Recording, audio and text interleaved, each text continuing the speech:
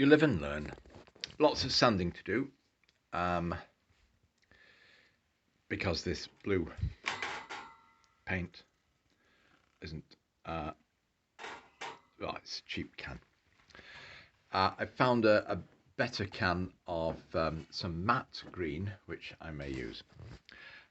These two components, that's the smoke box and the firebox, are going to be matte black anyway, so I'm going to sand that down. The boiler could be matte black. That would be okay. But for now, unless I change my mind before the weekend is over, I might actually do the boiler in green. Clearly I haven't glued the boiler in between the smoke box. It's a tight enough fit and they will bolt down, so there isn't any need to glue it at all, which does mean that you can have this in a different colour quite easily, spraying it as a separate thing. Shame you can't, well, you could have done the dome separately if I hadn't already glued it on. I guess I could crack it off and then paint it separately. It's always easier to paint things, you know, individually than try and touch it up with a brush. And the only other thing to say is powering it. For testing, what I have is a cheap string of LED lights, which are good for lighting the inside of coaches, by the way. It's £1 from the pound shop. So if I chop the wire here, then what I've got is a battery box and the wires and everything, and a switch on the end of the battery box, and also some lights if I wanted them, but I can just chop that off and see how well excuse me, 3 volts will be plenty for testing the motor, how well it works when you're pulling anything. I don't know. There's the cylinder covers, the front cylinder cover and the rear cylinder cover, which will get spray with some silver paint for now, and I will saw the with the little saw the water filler things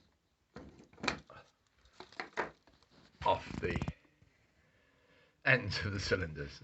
You know, nobody can see them particularly, but those would look good as filler caps on the tanks, on the side tanks. And on some models or things, the cylinders are picked out in a colour, but I think these may end up just being matte black. There we go. That's just what I will do, which can change, but I don't know if that's of help to anybody, but certainly this idea that you have the option of putting the boiler into the same colour as the body and keeping the body separate until everything is painted up to your satisfaction. And if you wanted it to be a separate colour, possibly not gluing that on until you've got it the colour that you want, and not putting the cylinder covers on yet allows me to have those a different colour to the cylinders themselves. Have fun. Some surface prep on the PDF kit of a Skylark, Stuart Kerr Skylark. I've decided these two parts are going to be matte black. This is going to be body colour. I've broken the dome off on purpose. I took a pair of pipe vice pliers to it and managed to shear it off. You can see the glue is sheared off from there, so it's easier to make that different colour, but that will be the body colour. Just to note that you didn't have to do any surface prep of these two 3D printed parts, that's the tanks, because this is all made out of laser cut acrylic sheet, and the tanks are clad in acrylic sheet. I have broken off a bit of the beading. I've got to find it. That's while I've been sanding it. It'll be lying on the floor somewhere.